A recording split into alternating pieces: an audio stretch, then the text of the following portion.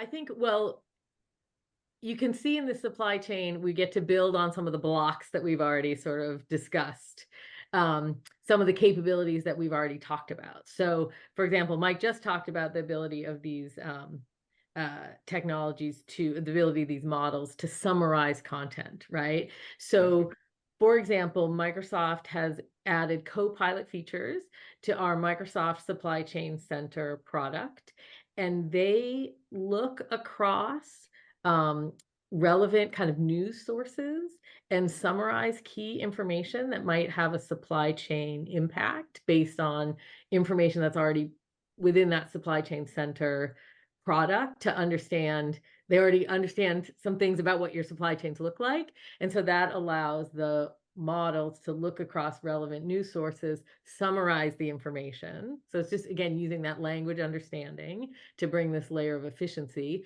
summarize that information, surface it within a module that goes to a supply chain planner, and then identify the relevant suppliers who might be affected, and even draft the initial draft of an email communication that might go to one of those suppliers and Mm. say, hey, it looks like there's bad weather coming in. Is that going to affect the shipment that we're expecting on X date?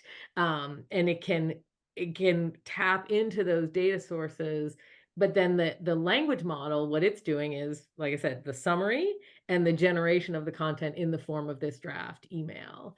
And then again, that's one where you'll want to pay attention to the human in the loop there, because decisions about your supply chain, you can certain things can be automated, right? Like automating that process of looking for issues, right?